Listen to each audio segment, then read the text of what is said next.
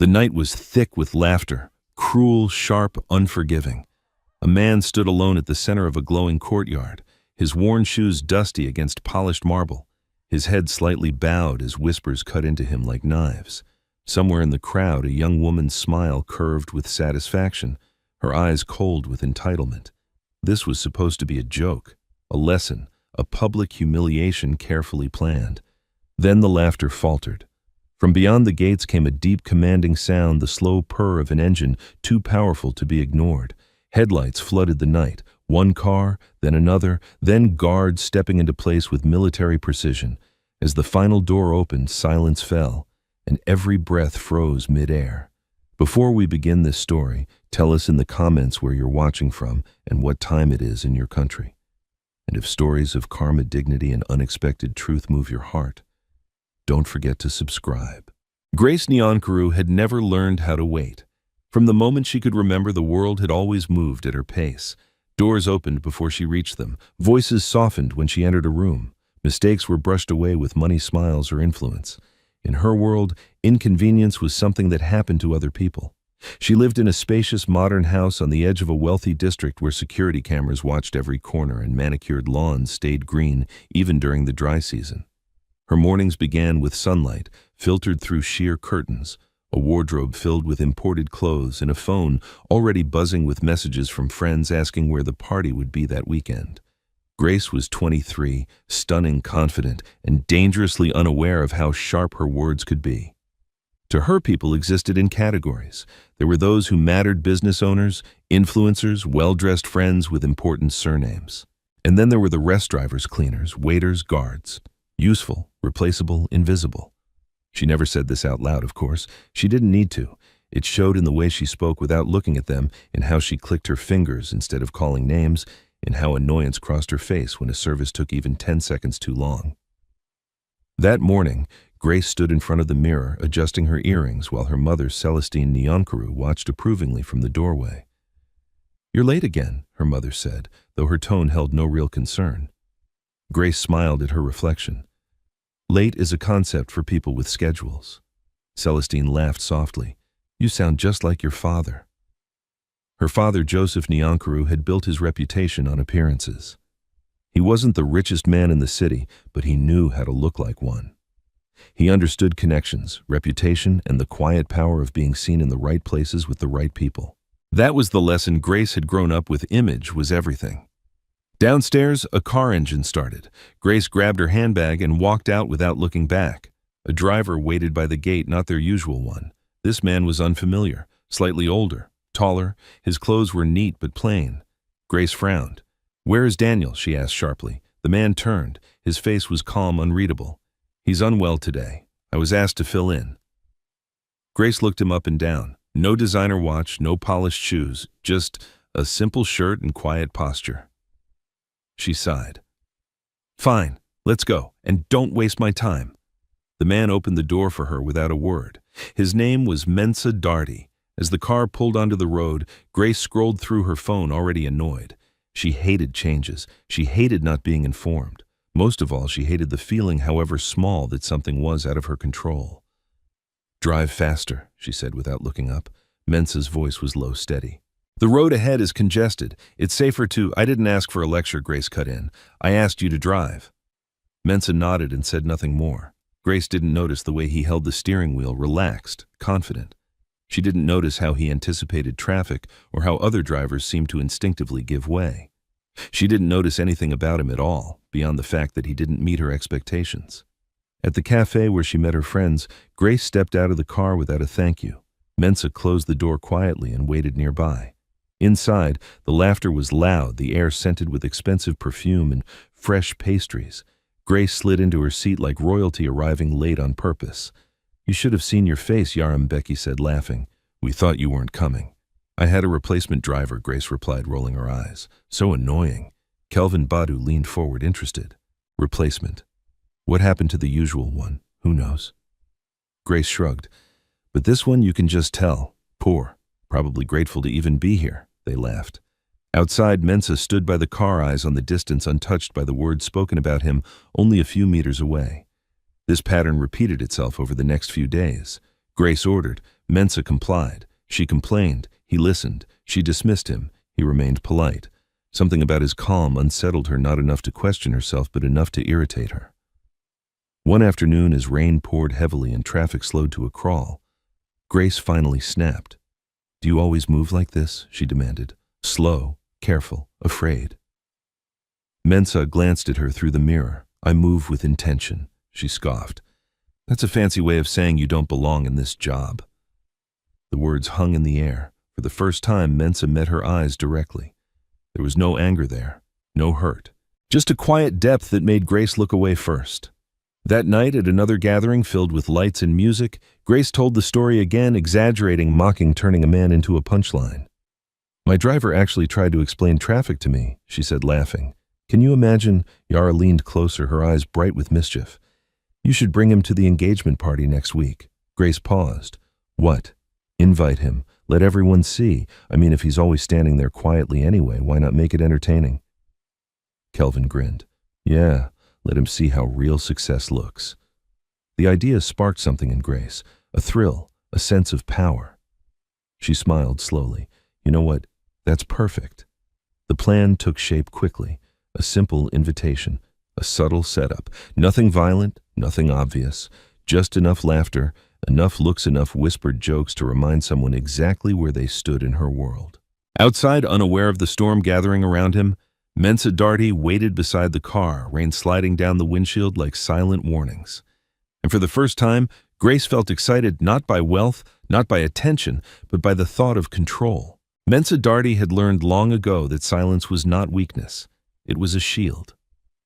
As the days passed, Grace's voice became a familiar presence in the back seat, sharp, impatient, dismissive. Mensa listened without absorbing. He responded without reacting. To anyone watching from the outside, he was exactly what she believed him to be, a quiet driver, grateful for work invisible enough to overlook. But inside, Mensa observed everything. He noticed how Grace's laughter changed depending on who stood beside her, how she softened her tone for men with expensive watches and hardened it for women she considered beneath her. He noticed how she never looked people in the eye when she spoke to them, as if meeting their gaze might force her to acknowledge their humanity.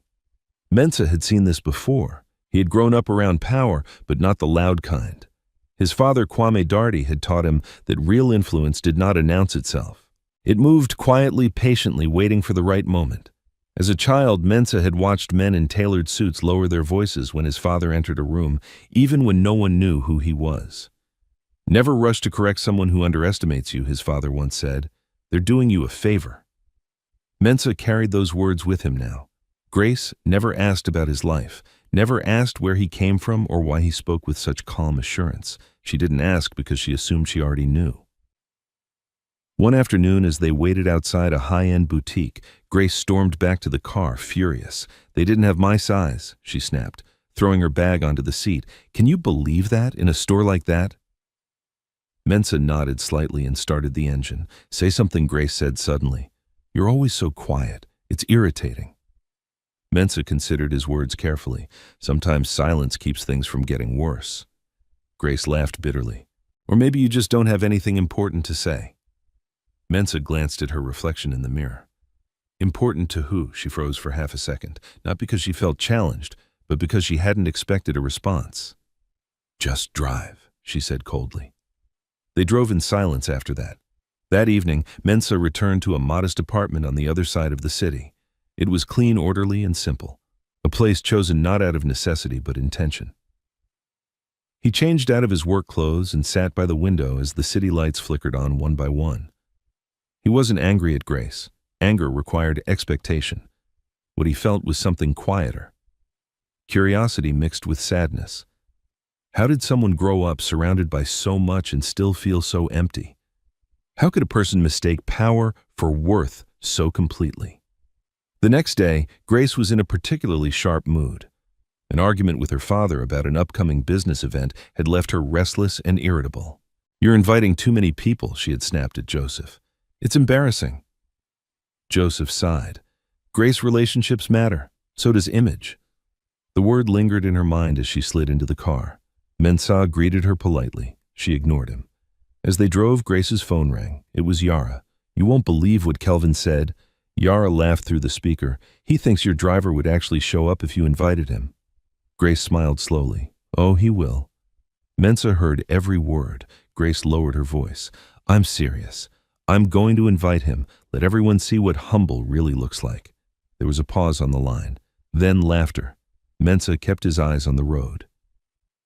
That night, Grace made the decision official. She leaned against the kitchen counter, phone in hand, scrolling through her contacts until she found the temporary driver's name, a number she barely remembered saving. She hesitated just for a moment, not out of doubt, out of anticipation. Then she typed the message. There's an event this weekend. You're invited. Dress appropriately. Mensa's phone buzzed minutes later. He read the message once, then again. There was no surprise on his face, no fear, no excitement. Only understanding. He typed back a single word, noted. Grace stared at the reply, annoyed. That's it, she muttered. No thank you, no questions. She smiled to herself anyway. In her mind, the image was already forming. Mensa, standing awkwardly among well-dressed guests. The stares, the whispers, the quiet laughter, the satisfaction of watching someone finally realize their place. She didn't know that Mensa had already accepted something far more difficult than public humiliation. He had accepted patience. The day before the event, Grace tested him one last time.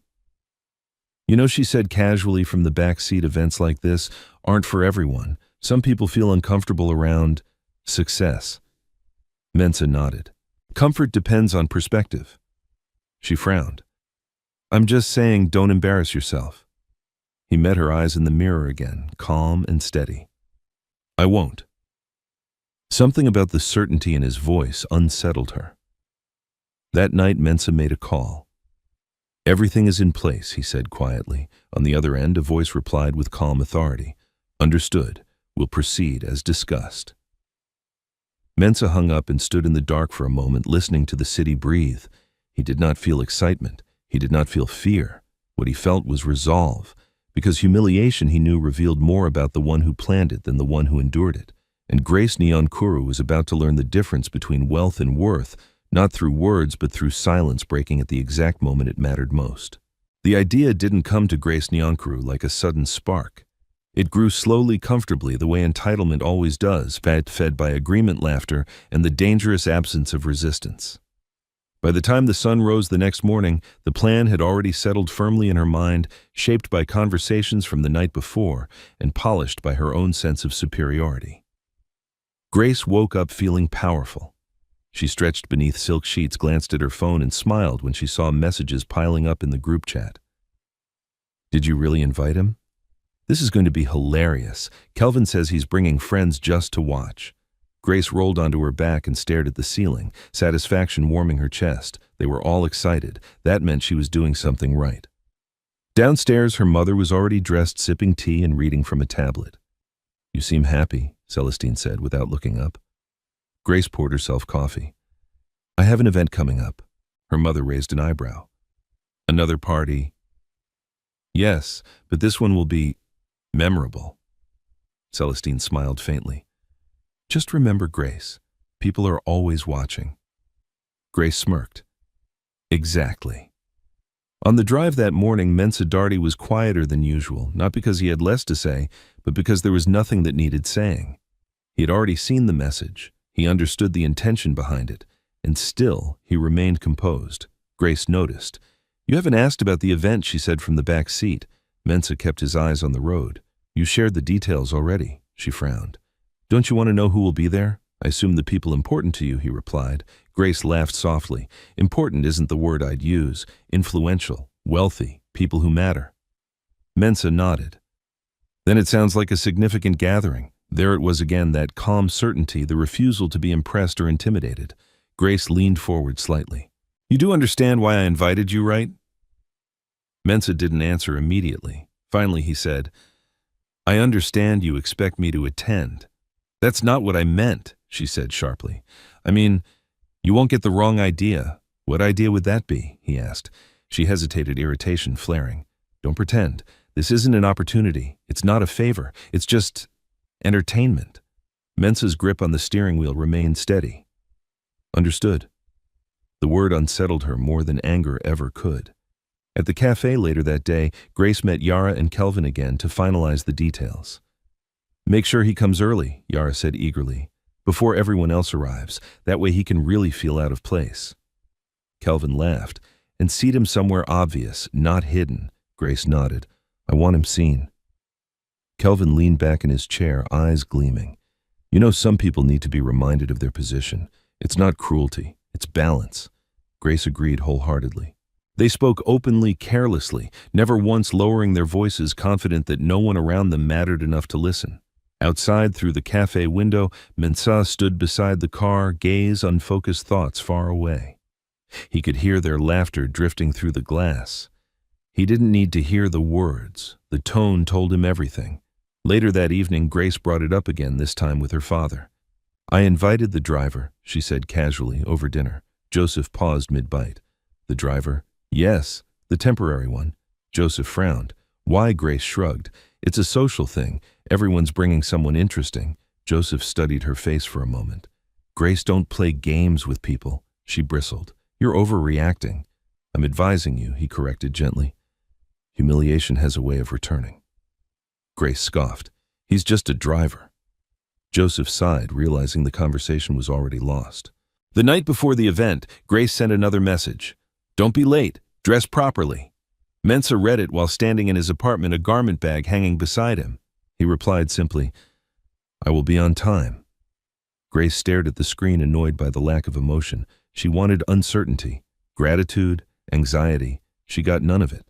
The day of the event arrived, wrapped in anticipation. The venue was extravagant, polished stone floors, towering lights, live music humming softly beneath the sound of conversation. Everything was designed to impress, to assert status without words. Grace arrived early, dressed flawlessly, confidence radiating from her posture. She greeted guests with practiced ease, laughter spilling freely, eyes always searching the entrance. This was her stage. As the room filled, whispers grew. Conversations flowed. Champagne glasses clinked. Grace checked her phone. No message. She smiled to herself. "He's nervous," she thought. "Good." Outside, security guided guests through the gates. Expensive cars rolled in one after another, each arrival announced with subtle admiration. Minutes passed, then more. Grace's smile tightened. "He's probably lost." Yara whispered with a grin. Grace laughed a little too loudly. "Or he realized he doesn't belong." Just as she lifted her glass to toast the room, a distant sound cut through the music. Low, steady, powerful. Grace frowned. "What is that?" someone murmured. The music faltered as heads turned toward the entrance. Grace felt a strange tension ripple through her chest. Not fear, not excitement, but something unfamiliar. The sound grew closer. Engines, plural. Grace's fingers tightened around her glass as headlights spilled across the courtyard outside, bright enough to command attention even from within.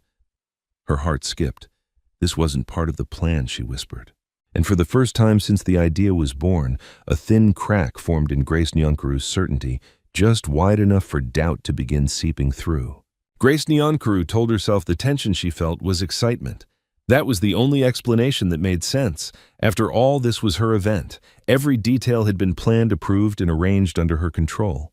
The venue, the guest list, the lighting, the music, even the seating had been designed to send a message. Nothing was supposed to surprise her. And yet, as the distant engine sounds grew louder, a faint unease crept into her chest. Outside the courtyard, lights flickered brighter as security staff straightened instinctively, their posture shifting from relaxed professionalism to alert precision. Guests near the entrance leaned forward, curiosity spreading like a quiet wave. Grace laughed lightly, too quickly. "Probably someone important arriving late," she said, though no one had asked. Yara raised an eyebrow. "Important enough to make security nervous?" Kelvin smirked. "Relax, it's just noise." But Grace noticed something that unsettled her. Kelvin's eyes had narrowed not with amusement, but calculation. The engine stopped. Silence followed, heavy and deliberate. For a moment, nothing happened. The music resumed hesitantly, as if unsure whether it was allowed to continue. Conversations picked up again, though softer now, threaded with curiosity. Grace exhaled relief washing over her. Then the first car door opened. A guard stepped out, tall, broad-shouldered, dressed in a dark suit that spoke of discipline rather than decoration. He scanned the area with calm authority, nodding once to the venue's security team. Then another door opened. Another guard, and another. Grace's smile faltered. This wasn't the kind of arrival people made for show. There was no theatrical pause, no dramatic flourish. Everything about it was controlled, intentional, the kind of precision that didn't seek attention but commanded it anyway. "Grace," Yara whispered, her excitement replaced by confusion. "Who did you invite?" Grace swallowed. "I don't know." Kelvin leaned closer. "This isn't normal." The guards moved in sync, positioning themselves at the edges of the entrance. The crowd parted without being told to, as if instinctively recognizing authority. Then the final door opened. Mensa Darty stepped out. For a second, Grace didn't recognize him. The man standing there wore a tailored black suit that fit him perfectly. Not loudly expensive, but unmistakably refined. His posture was straight, his movements unhurried. The quiet confidence he carried now filled the space around him, pushing back whispers and stares alike. Grace's breath caught. That's him," she whispered, disbelief tightening her throat. Mensa adjusted his cuff calmly and glanced around, acknowledging the guards with a subtle nod. They fell into step behind him, not leading, not following, accompanying. The courtyard fell silent. Mensa walked forward, his shoes making soft, deliberate sounds against the stone floor. Each step felt like it pressed against Grace's chest, heavier than the last. This wasn't how it was supposed to happen. Grace's mind raced, scrambling to rearrange the narrative she had rehearsed. Where was the awkwardness, the hesitation, the discomfort? None of it was there. Mensa entered the venue without pausing, his gaze sweeping the room until it found Grace. Their eyes met. He inclined his head slightly, not submissive, not mocking, simply respectful. "Good evening, Grace," he said. His voice was calm, warm, even carrying just far enough for those closest to hear. Grace forced a smile, her face stiff. You came." "As invited," Mensa replied. Around them, whispers erupted. "Who is that? Is he with security? Did you see the cars outside?" Grace felt the attention shifting away from her toward him. Panic flickered beneath her composed exterior. "This is some kind of joke," Kelvin muttered. "It has to be." Mensa turned his attention briefly to Kelvin, his expression polite but unreadable. "I don't believe we've met." Kelvin straightened. "I'm a friend of Grace's." Mensa nodded. "I see." That was all, but something in the way he said it made Kelvin look away first. Grace gestured awkwardly. "Well, make yourself comfortable. Drinks are over there." Mensa smiled faintly. "Thank you." He didn't rush to the bar. He didn't hover uncertainly near the edges of the room. He moved with ease, greeting a few guests who looked at him with growing recognition, or at least curiosity. Grace watched as conversation shifted around him, laughter fading into speculation. "This isn't going how I planned," she whispered to Yara. Yara's eyes were wide. "Grace, I think you made a mistake." Before Grace could respond, the room stirred again.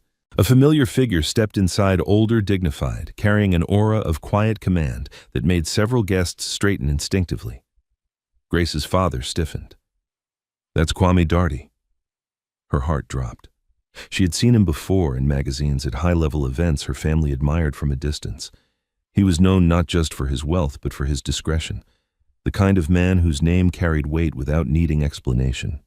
Kwame Darty entered the room calmly, his eyes scanning until they landed on Mensa. A smile crossed his face, genuine, warm. "My son, Kwame," said, his voice steady and clear. The room froze. Mensa turned and embraced him briefly, respectfully. "Father." The word echoed louder than any shout ever could. Grace felt the world tilt. Her mind screamed for logic, for explanation, for anything that could undo what she had just heard. Her mouth opened, but no sound came out. Kwame turned to the crowd, his expression composed. "Thank you for hosting my son this evening." A murmur rippled through the room, growing into stunned silence. Grace's knees weakened. Mensa looked back at her, not with triumph, not with accusation, but with a quiet understanding that cut deeper than anger ever could. "You wanted me to attend," he said gently. "So I did." Grace's carefully built image shattered in that moment. This was no longer her stage. This was the moment the truth arrived, uninvited, undeniable, and impossible to laugh away. And as the room filled with the weight of realization, Grace understood something too late. The humiliation she had planned had found its target. For a long moment, no one moved. The music had stopped completely now, as if the room itself understood it was no longer welcome. Conversations dissolved into stunned silence. Even the air felt heavier, thick with unspoken questions and sudden fear of saying the wrong thing. Grace Nyankuru stood frozen near the center of the hall, her glass trembling slightly in her hand. The smile she had practiced all evening remained on her lips, but it had lost its shape, stretched too tight, too fragile. This isn't real, she told herself. This can't be real. Across the room, Mensa Darty stood beside his father, calm as ever. There was no smugness in his posture, no hint of victory. He looked exactly the same as he had every other day, composed, observant, quietly present. The only difference now was that everyone else was finally seeing him. Kwame Darty turned slowly, acknowledging nods and startled greetings from guests who suddenly remembered their manners. "Mr. Darty," someone said nervously. "We didn't realize." Kwame raised a hand gently. "There's no need for explanations." His voice was soft, but it carried authority. The kind that did not demand attention, yet always received it. Grace's father, Joseph Nyankuru, stepped forward, his face pale. "Mr. Darty," he said quickly, "welcome. This is an honor." Kwame inclined his head politely. "Thank you for hosting." Joseph swallowed. He glanced at Grace, confusion and alarm colliding in his eyes. "Grace," he whispered urgently, "what is going on?" She opened her mouth, closed it. Her thoughts raced, scrambling to assemble a version of events that did not end in disaster. I invited him," she said weakly. "I didn't know." Kwame's gaze shifted to her for the first time. Not harsh, not judgmental, just curious.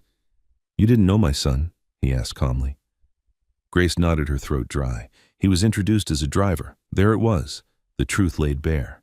A murmur rippled through the crowd again. Eyes turned toward Grace, some wide with disbelief, others with sudden understanding. Mensa spoke, then his voice steady. "I never corrected the assumption." Grace felt the words land like stones. Kwame looked at his son briefly, then back at Grace. Assumptions can be powerful things. Kelvin Badu shifted uncomfortably, sweat forming at his temples. He forced a laugh that sounded too loud in the silence. "Well," he said, "this is all just a misunderstanding, right? A funny coincidence." No one laughed with him. Mensa turned slightly, acknowledging Kelvin with the same polite distance as before. Was it a misunderstanding, he asked, or was it entertainment? The word hung in the air. Grace's heart pounded. She could feel eyes on her, not admiring, not amused, but questioning, measuring. "This wasn't supposed to happen like this," she whispered. Yara stood a step behind her now, her earlier excitement replaced with fear. "Grace, maybe we should go." But Grace couldn't move. She watched as guests who had laughed earlier now avoided her gaze. She saw recognition dawn on faces, not recognition of Mensa's wealth alone, but of her cruelty. Kwame spoke again, breaking the tension. "My son accepted an invitation," he said evenly. "He arrived on time, dressed appropriately. He behaved with respect." His eyes settled on Grace. "I see no fault in his conduct." Grace felt heat rush to her face. Shame, sharp and unfamiliar, burned beneath her skin. Joseph cleared his throat. "Grace didn't mean any harm," he said, though his voice lacked conviction. "She's young." Kwame nodded slowly. "Youth explains mistakes. It does not excuse them." Grace's chest tightened. Mensa took a step forward, then not toward his father, not toward the guests, but toward Grace. The room seemed to hold its breath. He stopped at a respectful distance, meeting her eyes directly. "You invited me," he said quietly. "May I ask why?" Grace swallowed hard. Her instincts screamed at her to lie, to soften the truth, to hide behind excuses, but the weight of the moment crushed the habit out of her. "I thought," she began, then faltered. "I thought it would be funny." The words sounded ugly aloud. "I wanted people to laugh," she continued, her voice shaking. "I wanted them to see the difference between us." Mensa listened without interrupting. "And now?" he asked gently. Grace's eyes stung. "Now I see I was wrong." The silence that followed was not empty. It was heavy with realization. Mensa nodded once. "Thank you for your honesty. That was all. No condemnation, no speech, no demand for apology. Somehow that made it worse." Kwame placed a hand on Mensa's shoulder. "Son," he said, "are you ready?" Mensa nodded. They turned to leave, the guards falling into place smoothly. As they walked toward the exit, the crowd parted instinctively, eyes following them with a mix of awe and discomfort. Grace watched them go, her world collapsing quietly around her.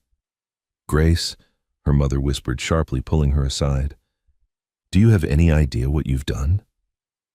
Grace shook her head slowly. I thought I did. Joseph looked at his daughter, disappointment etched deep into his features. You humiliated yourself tonight, he said softly. And you humiliated us. The words cut deeper than any public insult. Around them, guests began to leave, not loudly, not dramatically, but with polite excuses and hurried steps. Conversations resumed in hushed tones, and Grace knew she was no longer the center of admiration. She was the cautionary tale. As the doors closed behind the Dartys, Grace felt something unfamiliar settle into her chest. Not anger, not resentment, but the crushing weight of understanding. For the first time in her life, Grace Nyankuru had been seen clearly, and she did not like what she saw reflected back. The night did not end when the Dartys left. For Grace Nyankuru, it only began unraveling. Long after the last luxury car disappeared beyond the gates, the venue remained painfully bright. Staff moved quietly, clearing untouched glasses and half-eaten plates, their eyes avoiding Grace's as if she were something fragile or contagious. The silence left behind was louder than the music had ever been. Grace stood near the center of the room, heels planted, arms folded tightly against her body as if she could hold herself together through sheer force. She felt exposed.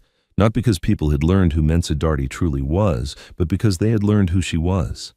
Joseph Nyankuru approached her slowly, his shoulders heavy, his expression no longer angry but tired. Grace, he said quietly, we're going home. She nodded without looking at him. As they stepped outside, the cool night air hit her skin sharp and grounding. The parking lot was nearly empty now, the excitement of the evening replaced by an uncomfortable calm. Inside the car, no one spoke. Grace stared out the window as the city lights blurred past her reflection, faintly visible in the glass. For the first time, she didn't recognize the person looking back at her. At home, Celestine went straight to her room without a word. Joseph lingered in the living room, loosening his tie. You embarrassed us, he said finally. Grace flinched. I know, she whispered. Joseph turned to her, his eyes searching her face. Do you? She opened her mouth, then closed it again. I thought it was harmless, she said quietly. I didn't think that's the problem, he interrupted gently. You didn't think. Grace nodded, tears threatening but not falling. I didn't know he was like that. Joseph sighed. And if he wasn't, would it have been acceptable then? The question struck her harder than any accusation. She had no answer. Joseph shook his head slowly. We didn't raise you to humiliate people. Grace wanted to argue, to say that this was how the world worked, that people were ranked whether anyone admitted it or not. But the words refused to come. That night, sleep did not visit her. She lay awake, replaying the scene over and over, the way the room had gone silent, the look on Mensa's face, the calm dignity in his voice when he asked her why. Why did you invite me? The question echoed relentlessly. Across the city, in a quiet estate shielded from noise and spectacle, Mensa Darty stood on a balcony overlooking the lights below. His jacket lay folded neatly inside his sleeves, rolled up as the night breeze brushed against his skin. Kwame joined him, holding 2 cups of tea. You handled yourself well, his father said, handing him one. Mensa accepted it. There was nothing to handle. Kwame smiled faintly. There always is. They stood in silence for a while, sipping slowly. You knew what she intended, Kwame said eventually. You could have declined. Mensa nodded. I could have. Why didn't you? Mensa looked out at the city. Because if I did, she would have remained unchanged. Kwame studied his son. And now Mensa exhaled. Now she has to live with what she saw. Kwame nodded approvingly. Humiliation teaches nothing if it's returned in kind. Mensa's phone buzzed in his hand. He glanced at the screen. A message. I'm sorry. No name, no explanation, just 2 words. Mensa stared at it for a long moment, then locked the screen without replying. Back in her room, Grace stared at her phone, heart pounding. She had typed the message 3 times before sending it, deleted paragraphs, removed excuses, stripped it down to the bare truth. I'm sorry. She didn't know what else to say. The next morning, the fallout arrived. Grace's phone buzzed constantly, not with invitations, but with silence breaking into whispers.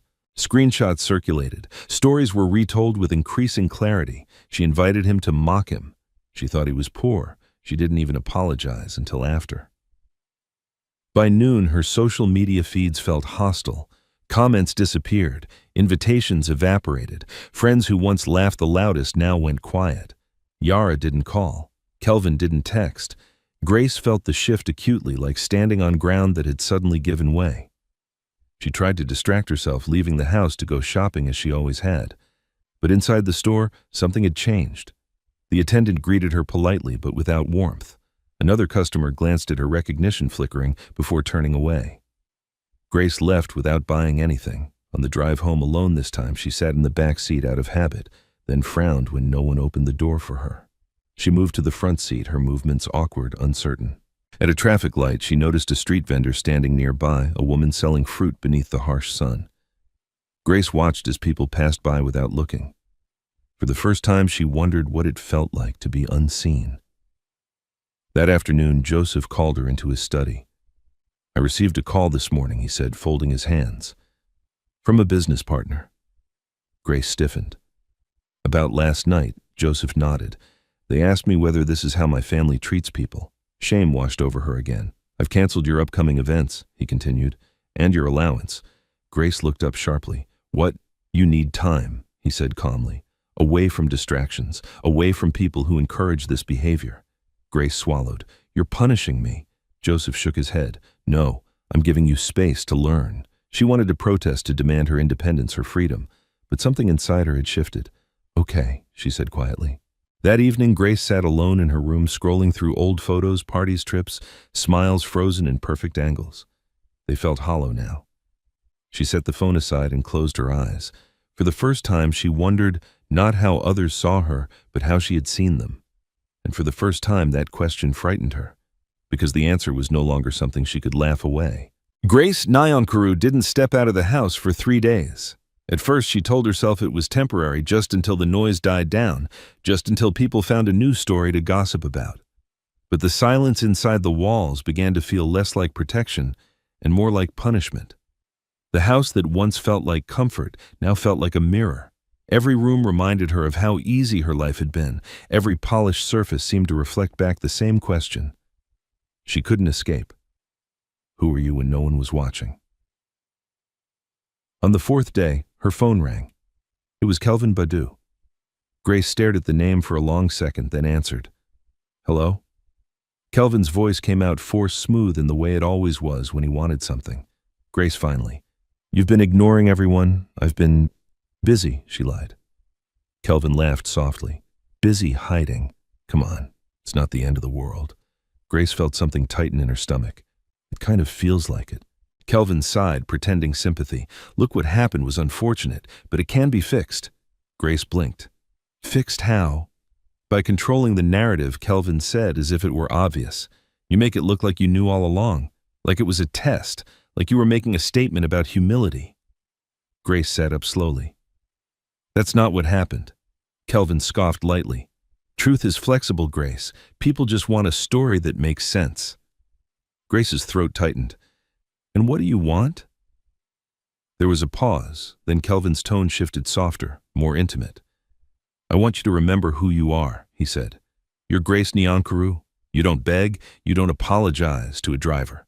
Grace's fingers clenched around her phone. "A driver," she repeated. Kelvin continued confident. "Listen, I have connections. I can reach someone in the Darty circle. Maybe we invite Mensa to lunch, take pictures, make it look friendly. You post it. I post it. People will move on." Grace felt heat rise in her face. "So you want to use him again?" Kelvin's voice sharpened. "Use him, no. This is survival." Grace's voice dropped quieter but firmer than she expected. "I'm not doing that." Kelvin went silent. Then he laughed, but there was no warmth in it. "Wow, so you've changed already." Grace swallowed. "Maybe I'm starting to." Kelvin's tone turned cold.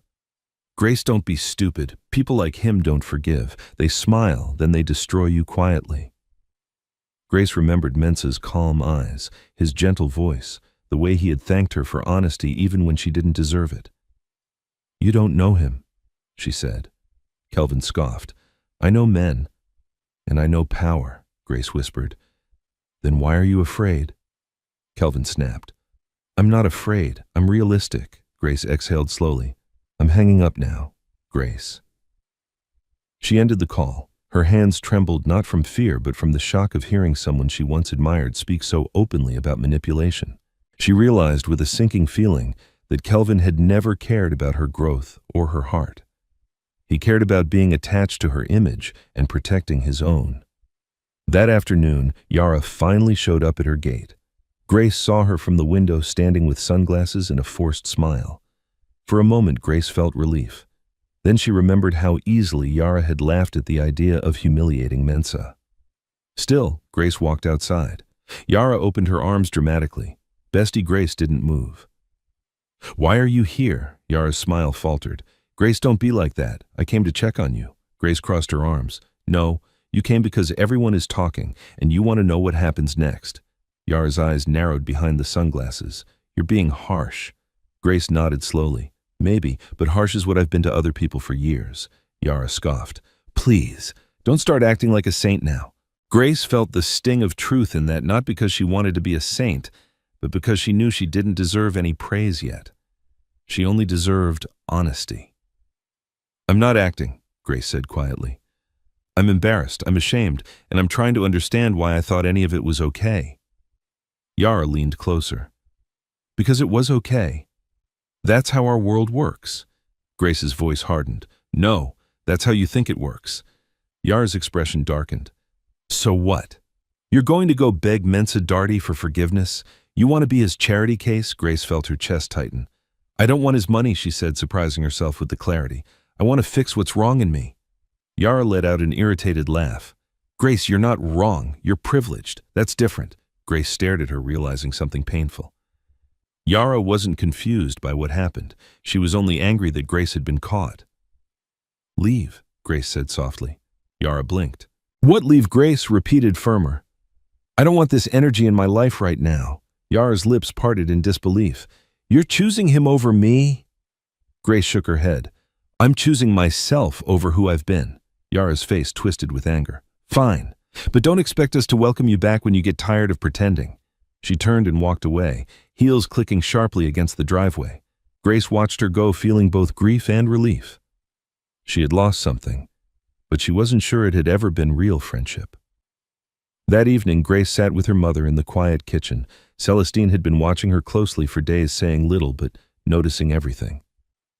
"You pushed your friends away," Celestine said calmly. Grace nodded. "They weren't helping me." Celestine studied her. "And what do you want now?" Grace hesitated. The old Grace would have answered with something about reputation, about restoring her image, about proving she was still untouchable. But that answer tasted bitter now. "I want to apologize properly," Grace said. "Not by text, not to look good, just properly." Celestine's eyebrows lifted slightly. To Mensa, Grace nodded. Celestine sighed as if weighing something heavy. "Your father will not like it." Grace looked down. "I don't care." That was the moment Celestine realized this wasn't a phase. Something had cracked open in her daughter, and through that crack, a different person might be growing. Grace picked up her phone and stared at Mensa's number again, her heart hammered, not because she feared him, because she feared what it would cost to face the truth without excuses. Finally, she typed a message. "Please, may I see you? I want to apologize in person. No cameras, no posts, just me." She stared at the screen for a long time before pressing send. Then she set the phone down and waited not for the world to forgive her, but for the courage to meet herself honestly. Grace Nyankuru didn't sleep that night either. She lay on her side, staring at the faint glow of her phone on the bedside table as if the screen might light up on its own out of pity. Every few minutes, she checked no reply. The silence felt like a verdict. By morning, her chest was tight with a nervousness she had never known, not the kind that came before a party or a big entrance. This was different. This was the fear of standing in front of someone you had wronged when you could no longer hide behind money charm or status. She tried to eat breakfast, but couldn't swallow. Her mother watched her with quiet concern. "You asked to meet him," Celestine said. "Now you must be ready for whatever answer comes." Grace nodded, eyes down. "I know." At noon, her phone buzzed. A single message. "Tomorrow, 4 p.m., Community Learning Center, East District, come alone." Grace read it twice, then once more, heart pounding. No greeting, no softness, just instructions. And yet the fact that he responded at all? felt like mercy. The next day, Grace left the house without her usual makeup routine, without the jewelry she wore like armor. She chose a simple dress, flat shoes, and tied her hair back. Standing in the mirror, she looked ordinary. It felt strange, uncomfortable, honest. Her father watched from the doorway as she grabbed her bag. "Where are you going?" Joseph asked, suspicion and worry in his tone. Grace took a breath. To apologize. To who he demanded, though he already knew. Grace met his eyes. To Mensa Darty. Joseph's face tightened. "Grace, you are not going to humiliate us further by begging." "I'm not begging," she said quietly. "I'm taking responsibility." Joseph scoffed. "Responsibility? You think a billionaire's son needs your apology?" Grace's voice shook but stayed firm. "He might not need it, but I do." For a moment, Joseph looked as if he might stop her. Then he turned away, jaw clenched. "Do what you want," he muttered. Grace walked out anyway. The East District was nothing like the neighborhoods Grace knew. The roads were narrower. The buildings were older, patched with years of struggle and survival. Vendors lined the streets selling fruit water, phone chargers, small necessities. Children ran barefoot in the dust, laughter mixing with the sound of motorcycles and distant music. Grace stepped out of her car and immediately felt eyes on her, not because she was famous, but because she looked out of place. She held her bag close and followed the directions until she found the Community Learning Center. It was a modest building with chipped paint and a simple sign. Through the windows, she could see rows of desks, shelves of worn books, and volunteers moving with purpose. Grace swallowed hard and walked inside. The smell of chalk and paper hit her, mixed with faint sweat and sunlight. A young boy carrying a stack of notebooks nearly bumped into her. He looked up, surprised, then hurried past. At the far end of the hallway, Mensa Darty stood speaking to an older woman in a headscarf. He wore a plain shirt and trousers, no suit, no guards in sight. He looked normal again, like the driver she had dismissed. But now Grace knew better, and knowing better didn't make him feel less intimidating. It made him feel more real. Mensa turned and saw her. His expression didn't change much, but his gaze sharpened, slightly attentive, measuring. "You came," he said. Grace nodded quickly. "Yes, thank you for agreeing." Mensa gestured toward an empty classroom. "This way." Grace followed him inside. The room was quiet, sunlight streaming through the windows. A few posters on the wall showed alphabets, numbers, and motivational words. Hope, discipline, courage. Mensa closed the door but didn't sit. He leaned lightly against a desk, arms relaxed at his sides. Grace stood across from him, hands clasped tightly in front of her. "I don't know where to start," she whispered. Mensa's voice was calm. "Start with the truth." Grace inhaled shakily. "I invited you to that event because I wanted to embarrass you." The words came out clearer than she expected, like ripping off a bandage. Mensa didn't flinch. Grace continued, voice trembling.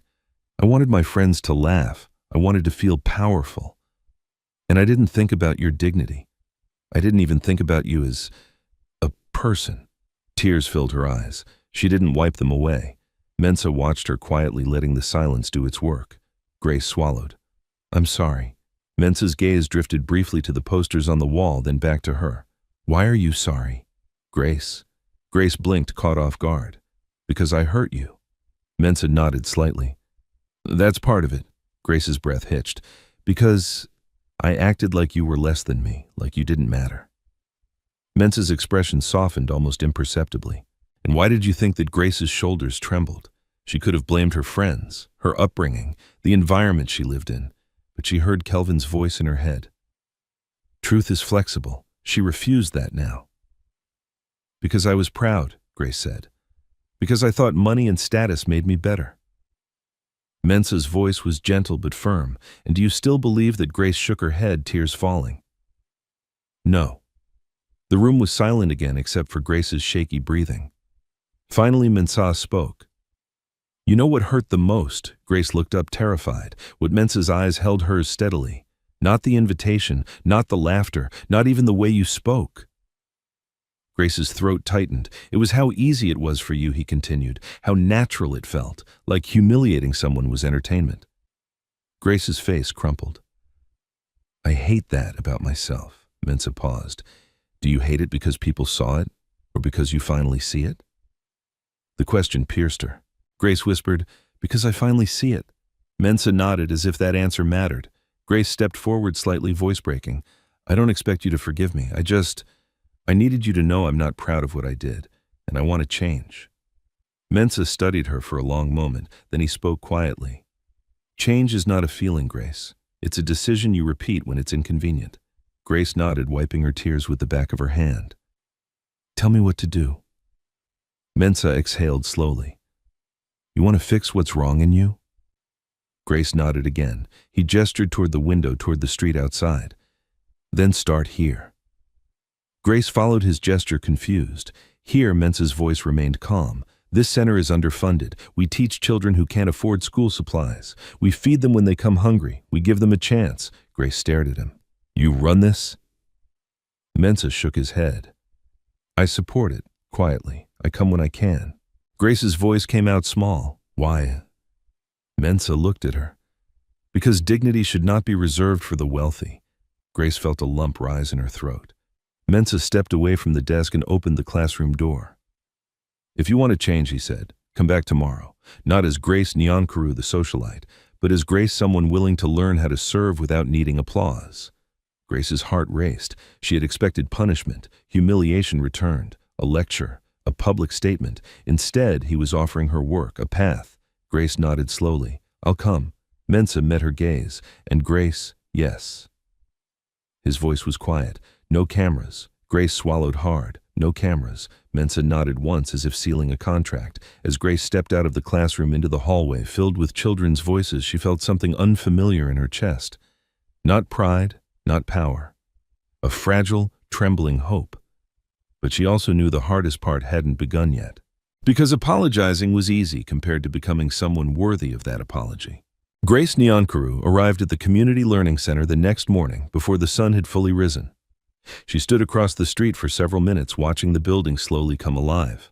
A woman unlocked the front door. A man carried in bags of rice and notebooks. Children trickled in, some laughing, some sleepy, some barefoot. No one paid attention to Grace standing there in her simple dress, her hands clasped nervously in front of her. For the first time in her life, Grace was grateful for being unnoticed. She crossed the street and stepped inside. The air smelled of dust soap and something warm cooking in the back. The walls were faded but clean.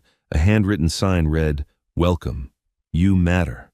The words made her throat tighten. Mensa Darty was already there, sleeves rolled up, stacking chairs. He looked up briefly when he saw her, nodded once, then returned to his work.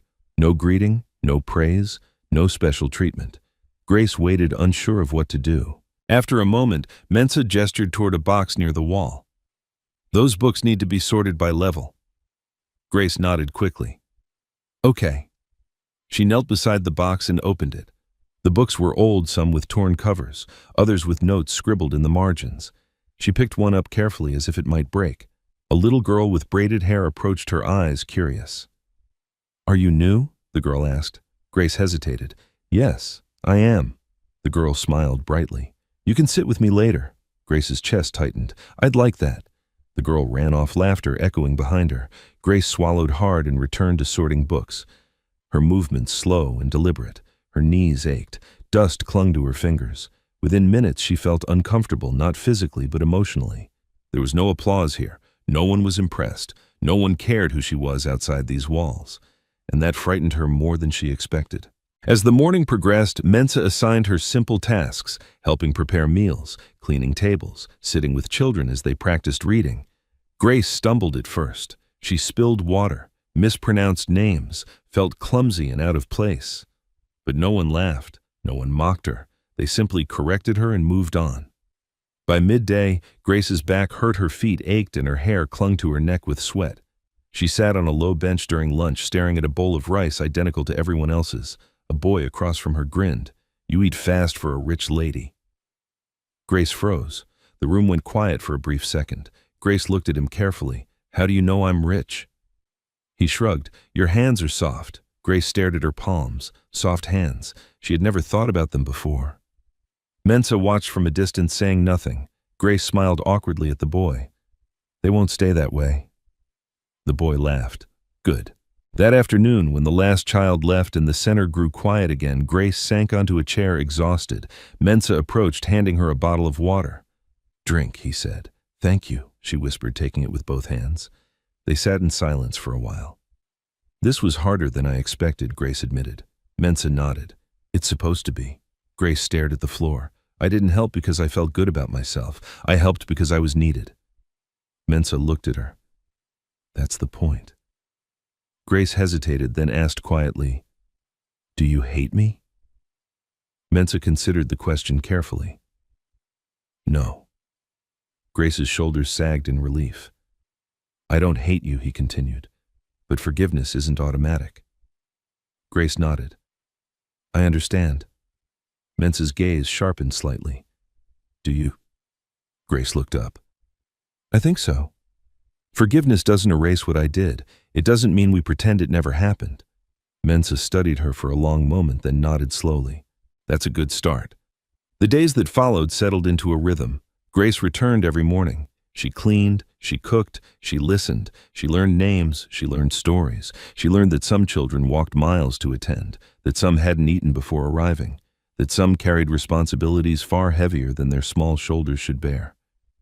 And she learned something else, something that unsettled her deeply. She enjoyed it, not in the way she enjoyed parties or admiration. This satisfaction was quiet or heavier. It stayed with her long after she went home. Her old life felt increasingly distant.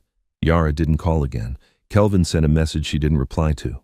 Her father watched her closely, suspicion slowly giving way to confusion. You look tired, Joseph said one evening. Grace nodded. I am. And yet he said slowly, You look calmer. Grace smiled faintly. I think I'm finally doing something that matters. Joseph didn't respond, but he didn't argue either. One afternoon, as Grace helped a boy with math, a woman entered the center. She looked around quietly, her posture confident but gentle. Mensa straightened slightly. Mother. Grace looked up as Abanadardi approached. The woman smiled warmly. You must be Grace. Grace stood quickly, nerves flooding her. Yes, ma'am. Abana studied her face with calm intensity. I've heard about you. Grace's heart sank. I'm sorry. Abana raised a hand gently. I didn't come for apologies. Grace swallowed. I came to see, Abana continued, whether change was real. Grace's voice trembled. I'm trying. Abana nodded. Trying is visible. She glanced around the room. And it's exhausting. Grace laughed softly, surprised. Yes, Abana smiled. Good. Real growth usually is. As Abana turned to speak with Mensa, Grace felt something shift again, not fully forgiven, not fully redeemed, but acknowledged. That night, as Grace lay in bed, muscles sore and mind racing, she realized something that frightened her. She no longer wanted her old life back. She wanted something she couldn't yet name. And that meant the journey was far from over. Because once you see the truth about yourself, you cannot unsee it. And Grace Nyankuru was only at the beginning of learning what that truth demanded. The transformation did not go unnoticed. In a city where rumors traveled faster than traffic whispers began to circulate, not the mocking kind Grace was used to, but the confused, skeptical kind. She stopped attending events. She's volunteering in the East District. Isn't that where the Darty Center is? Grace heard none of it directly. She was too busy waking up before sunrise, tying her hair back, and returning to the Community Learning Center with aching muscles and quiet determination. But the past has a way of knocking when you least expect it. One afternoon, as Grace scrubbed tables after lunch, a familiar voice cut through the room. Well, this is unexpected. Grace froze. She turned slowly. Kelvin Badu stood in the doorway, perfectly dressed as always, sunglasses pushed up onto his head, a mocking smile tugging at his lips. Behind him, two children stared curiously, sensing tension they didn't understand. Mensa looked up from where he was organizing supplies, his expression tightening slightly. Grace straightened, wiping her hands on a cloth. What are you doing here? Kelvin laughed softly. Relax, I'm just visiting. His eyes swept the room, lingering on the worn walls, the mismatched chairs, the tired smiles of volunteers. Disdain flickered across his face before he masked it with amusement. So this is where you've been hiding, he said. Playing savior. Grace's chest tightened. I'm not hiding, and I'm not playing anything. Kelvin stepped closer. Come on, Grace. You don't belong here. Mensa spoke calmly but firmly. This is a learning space. If you're not here to help, you should leave. Kelvin turned to him, feigning surprise. Ah, the silent hero. Mensa didn't react. Kelvin laughed again, louder this time. You know, Grace, people are talking. They think you're being manipulated. Grace felt anger rise, not defensive anger, but something sharper. "No," she said. "They think I'm finally being honest." Kelvin shook his head. "Honest or desperate," he lowered his voice. "You humiliated yourself. Now you're clinging to the man who exposed you." Grace stepped forward. "You're wrong."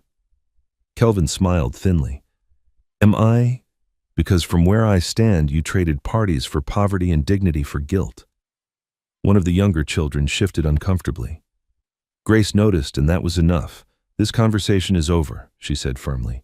"You need to leave." Kelvin's smile vanished. "You don't get to dismiss me." Mensah stepped beside Grace, then his presence calm but commanding. "She does." The room went still. Kelvin scoffed.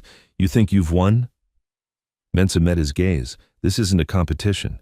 Kelvin laughed bitterly. "Everything is a competition." Grace looked at Kelvin, really looked at him, and felt something finally settle into place. "No," she said quietly. "Everything doesn't have to be." Kelvin stared at her, stunned. Then his expression hardened. "Fine," he snapped. "Enjoy this little phase, but don't expect me to wait around." Grace didn't answer. Kelvin turned and walked out, his footsteps echoing down the hallway. The room exhaled collectively. Grace's hands shook slightly. Mensah noticed. "You okay?" he asked quietly. Grace nodded. "Yes, I think I needed that."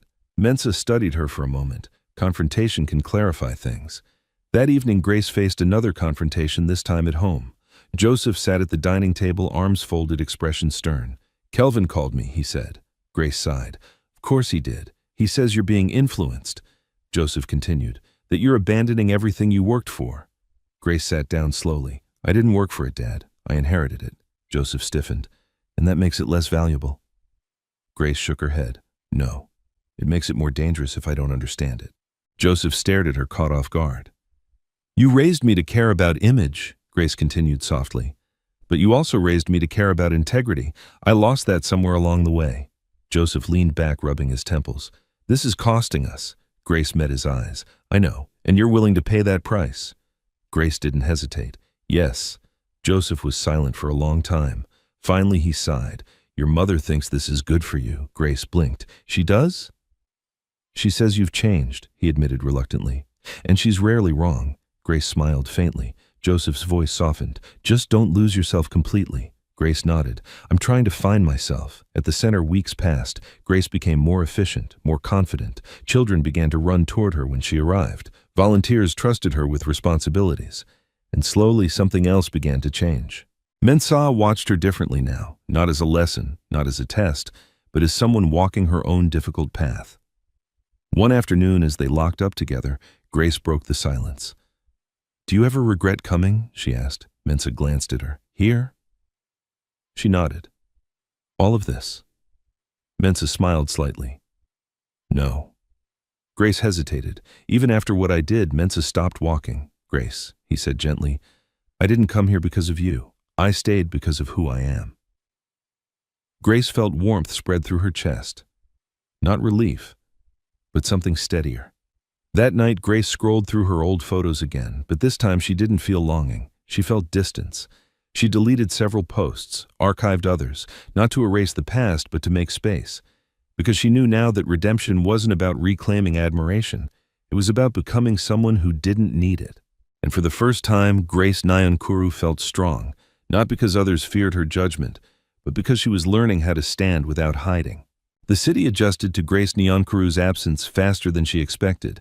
Invitations stopped arriving. Group chats went quiet. Names that once filled her calendar slipped into memory like fading echoes. At first, the silence felt like rejection. Then, slowly, it began to feel like relief.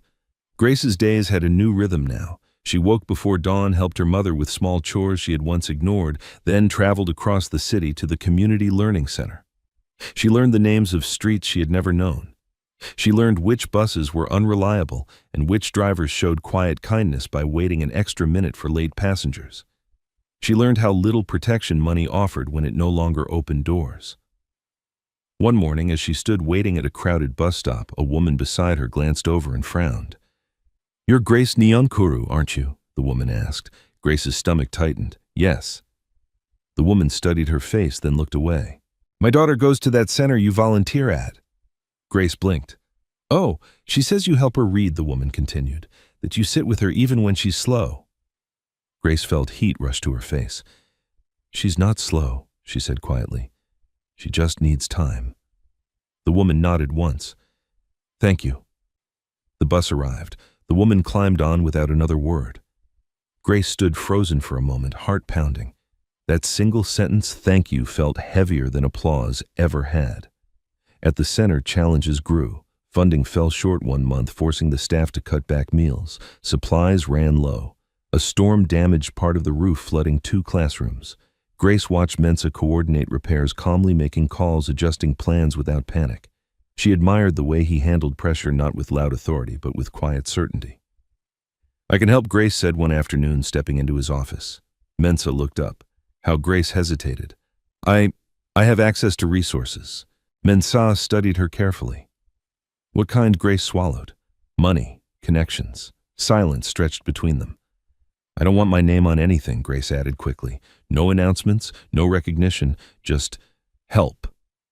Mensa leaned back slightly, weighing her words. You understand, he said slowly, that generosity without humility becomes control. Grace nodded. I do. Mensa exhaled. Then we'll discuss specifics, transparently. Grace felt a small weight lift from her chest. That evening she spoke with her parents. I want to donate, Grace said simply, quietly. Joseph looked up from his papers. To the center, Grace nodded. Joseph sighed. And if people find out, they don't need to, Grace replied. Celestine smiled softly. Your father can arrange that. Joseph hesitated, then nodded. I can. Grace felt something tighten behind her eyes. Thank you.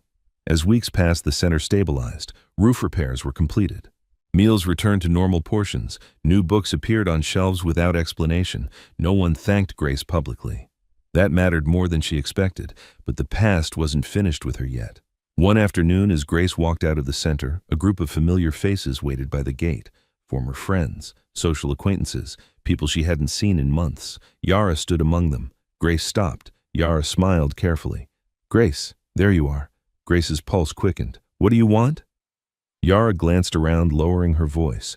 People are saying you've changed. Grace nodded. I have. Yara's smile tightened. They're also saying you're close to Mensa Darty. Grace's expression hardened, so Yara crossed her arms. Be careful. People think you're doing this for attention. Grace laughed softly, not amused, but tired. I don't care what people think anymore. Yara scoffed. You say that now? Grace stepped closer. I used to need your approval. I don't anymore. Yara's eyes flashed. So that's it. You're better than us now. Grace shook her head. No, I'm just done pretending. Yara stared at her for a long moment, then turned away without another word. Grace watched her leave, sadness mixing with certainty. That night, Grace sat alone on her bedphone in hand. She scrolled through old messages from people who had vanished when she stopped being useful to them. She deleted them, one by one. Across the city, Mensa sat with his mother, Abena, sharing tea. She's changing, Abena said thoughtfully. Mensa nodded. She is. Abena studied him. And you? Mensa smiled faintly. I'm watching. Abena raised an eyebrow. Careful. Compassion can become attachment. Mensa's smile faded slightly. I know. The next day, Grace faced her most difficult test yet. A charity gala invitation arrived, anonymous, discreet, offering her a chance to restore her public image. Grace stared at it for a long time. The old Grace would have accepted instantly. She folded the invitation and placed it in a drawer.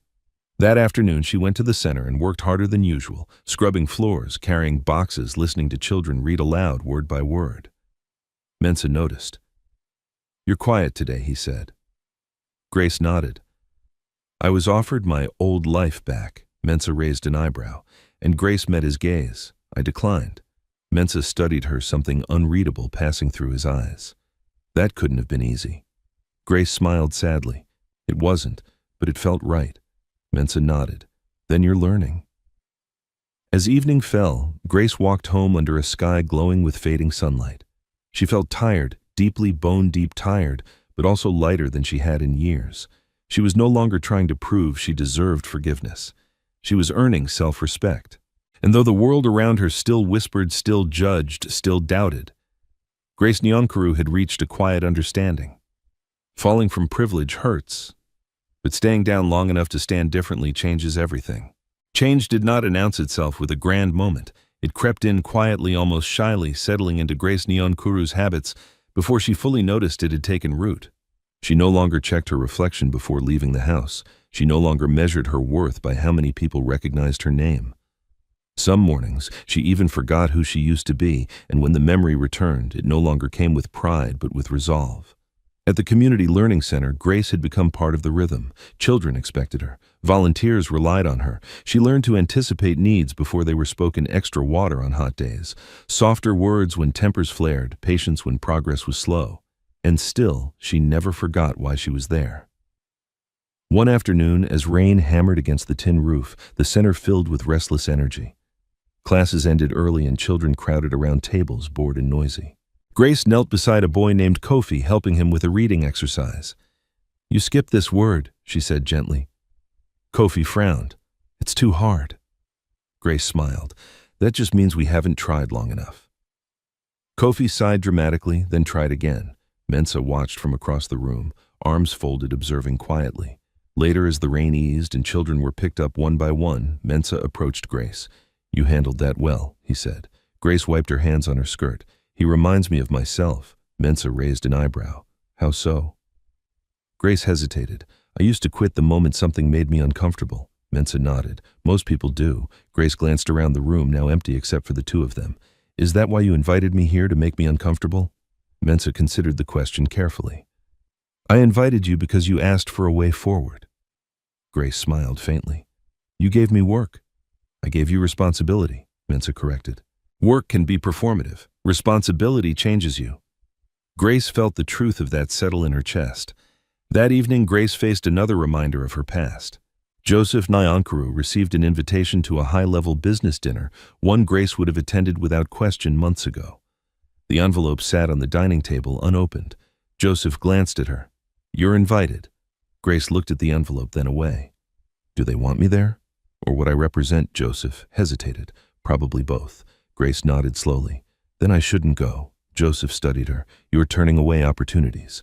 Grace met his eyes calmly. "I'm choosing which ones matter." Joseph exhaled. "You've changed." Grace smiled softly. "I know." At the center, change arrived in another form. Funding delays forced Mensa to make difficult decisions, cutting certain programs temporarily, asking volunteers to stretch limited resources. Tension crept into the space. One morning, a disagreement erupted between two volunteers over supply allocation. Voices rose. Frustration spilled over. Grace watched, heart pounding. The old Grace would have stepped back, unwilling to engage unless she could dominate the situation. But something inside her pushed forward instead. "Stop," Grace said firmly. The room went quiet. She stepped between them. "We're all tired, we're all stressed, but arguing won't create resources we don't have." One volunteer scoffed. "Easy for you to say." Grace didn't flinch. "You're right, it is easier for me. That's why I'm stepping in." Mensa watched silently as Grace continued. "I can make calls," she said. "I can help us get what we need, but not if we turn on each other." The volunteers exchanged looks, tension easing.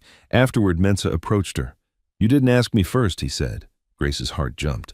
"I'm sorry. I should have." Mensa shook his head. "You took responsibility." Grace blinked. "That's okay?" Mensa smiled faintly. "It's necessary."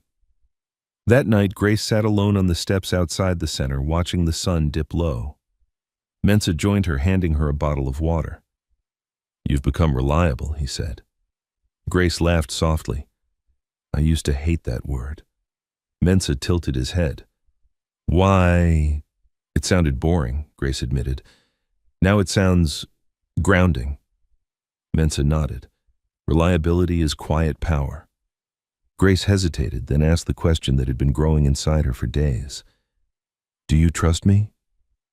Mensa didn't answer immediately. Trust, he knew, wasn't something granted lightly. "I trust your actions," he said finally, "not your intentions." Grace nodded. "That's fair." They sat in silence, comfortable and heavy with meaning. Across the city, Kelvin Badu watched Grace from a distance, not physically, but through whispers and secondhand stories. The Grace he knew no longer existed, and that unsettled him. He sent one final message. "You don't have to do this forever." Grace read it and deleted it without replying. At home, Celestine noticed the change in her daughter more clearly now, the steadier posture, the quieter confidence. "You're not trying to impress anyone anymore," Celestine observed one evening. Grace smiled. "I'm trying to be useful."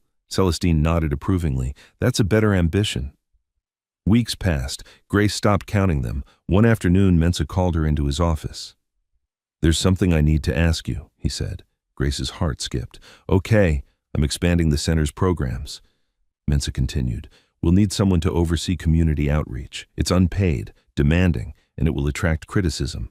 Grace didn't hesitate. "I'll do it." Mensah studied her. Why? Grace met his gaze. "Because I don't want to be changed alone. I want to help change what hurt me and others." Mensah nodded slowly. "Then welcome to the work." As Grace walked out of the office, a strange mix of fear and excitement surged through her. This wasn't redemption. This was commitment. And commitment, she was learning, didn't come with applause or guarantees, only with the daily choice to show up even when no one was watching. Grace Nyonkuru had fallen from privilege, but now, step by step, she was learning how to stand not above others, but among them.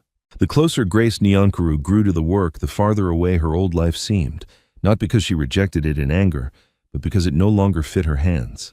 The new role Mensah had offered her, community outreach, came with no ceremony, no title worth boasting about. It meant early mornings, late evenings, uncomfortable conversations, and listening more than speaking. It meant standing in crowded community halls where people didn't care who her father was, only whether she would keep her word. And that scared her more than humiliation ever had. Her first assignment came sooner than expected. "We need to meet the local council," Mensah said one morning, handing her a folder. "They're skeptical. They think we're another temporary charity that will disappear when attention fades." Grace nodded, flipping through the papers. "They don't trust us. They don't trust you," Mensah corrected gently. "Not yet." Grace swallowed. "I understand."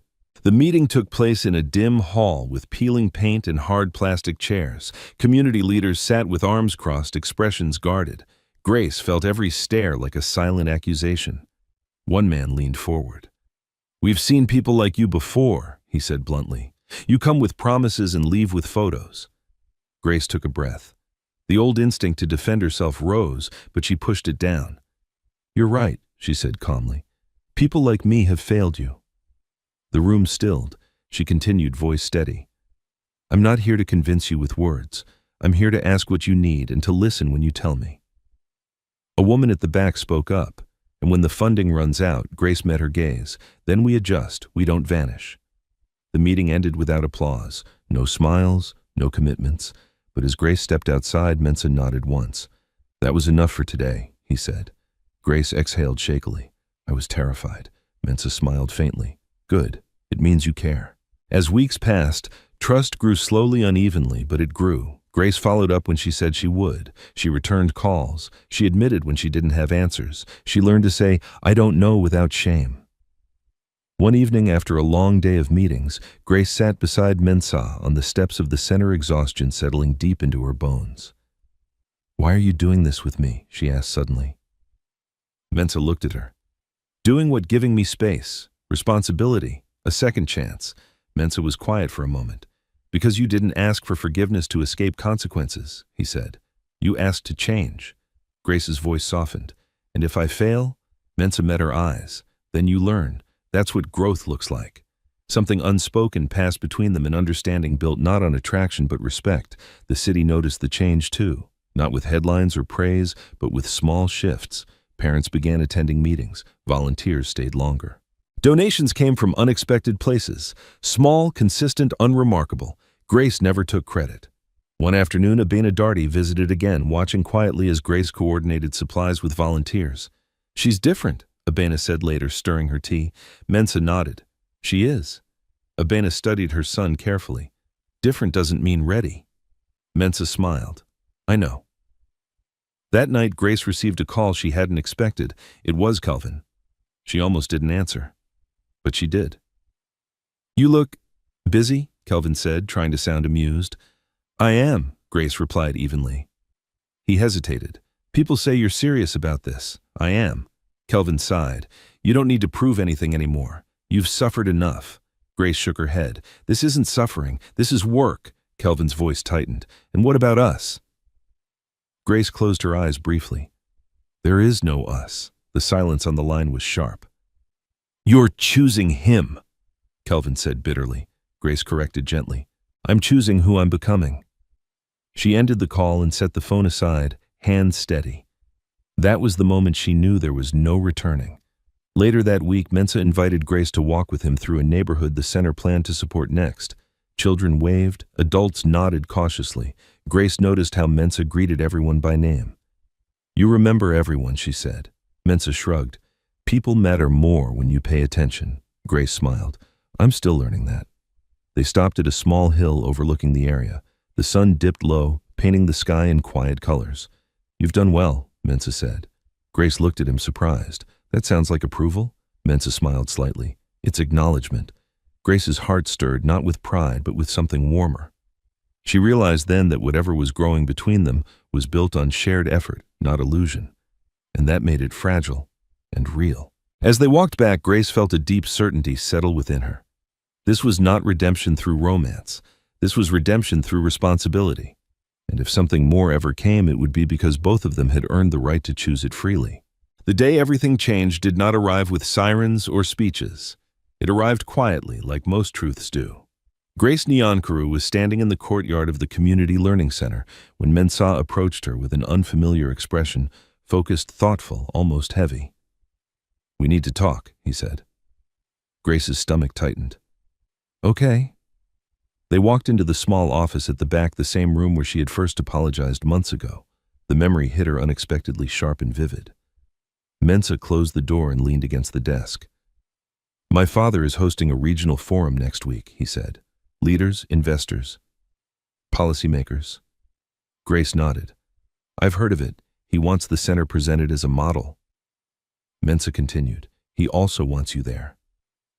Grace blinked. Mensa nodded. Not as a symbol, not as a redemption story, as someone doing the work. Grace's pulse raced. People will recognize me. Yes, Mensa said calmly, and they will judge. Grace swallowed. You're asking me to step back into the world I walked away from. Mensa met her eyes. I'm asking you to walk into it differently. Silence filled the room. Grace's first instinct was fear. Fear of whispers, of stares, of being reduced again to a spectacle. But beneath that fear was something stronger: conviction. I'll go, she said. Mensa studied her. Are you sure? Grace nodded. If I hide now, everything I've learned means nothing. The forum took place in a grand hall, polished floors, careful lighting, the quiet hum of influence. Grace walked in beside Mensa, her posture steady, her clothing simple. Heads turned. Some recognized her immediately. Murmurs followed. Grace felt them, but she didn't shrink. When her time came to speak, she stood at the podium without notes. I'm not here to inspire you, she began, her voice calm. I'm here to be accountable. The room quieted. I once believed dignity could be ranked. Grace continued. I believed power was something you displayed. I was wrong. She spoke of the center not as charity but as partnership. She spoke of mistakes without dramatizing them. She spoke of systems, not saviors. And when she finished, there was no applause. Just thoughtful silence. Kwame Darty nodded once. That was enough. After the forum, as guests dispersed, Grace stood alone by a window, breathing deeply. Mensa joined her. You did well, Grace smiled faintly. I was terrified. You didn't let it lead, he said. Grace turned to him. What happens now? Mensa considered the question. Now we decide what's next. Grace hesitated. For the center. For us. Mensa said gently. The word hung between them, not heavy, not rushed. Grace met his gaze. I don't want gratitude to turn into obligation. Mensa nodded. Nor do I. I don't want to be saved, Grace added. And I don't want to be forgiven because of who you are. Mensa smiled slightly. Good. I don't want to be admired for what I have. They stood in silence, letting the honesty settle. Then, maybe, Mensa said quietly, we walk forward without labels. Grace nodded, side by side. That night, Grace returned home later than usual. Her parents were waiting. Joseph looked at her carefully. You spoke well today. Grace smiled. I spoke honestly. Celestine reached for her hand. That's all we ever wanted. Grace squeezed her mother's hand, feeling something close to peace. In the weeks that followed, the center expanded not dramatically, but sustainably. New partnerships formed. Local leaders took ownership. Grace worked harder than ever and felt lighter for it. Kelvin faded into memory. Yara became a lesson, and Grace Nyonkuru became something she had never been before. Dependable. One afternoon, as children ran past laughing, Mensa turned to her. "You know, he said you never did humiliate me." Grace smiled sadly. "I tried." Mensa shook his head. "You showed me something instead." Grace looked at him. "What that dignity doesn't need defending," Mensa said. "It needs space." Grace felt warmth spread through her chest, not pride, not romance, but respect earned and shared. They stood together watching the center breathe with life. Not above it, not owning it, but belonging to it. And in that belonging, Grace Nyonkuru finally understood. The richest arrival is not in a Rolls-royce. It's in the quiet moment when the person you've become can stand without apology. When this story began, it looked like a simple tale of karma. Pride humbled wealth, revealed arrogance exposed. But as it unfolded, it became something deeper and far more human. Grace's journey reminds us that the most dangerous blindness is not poverty or failure, but comfort without conscience. She didn't become cruel because she was evil. She became cruel because no one ever forced her to look down and truly see the people beneath her.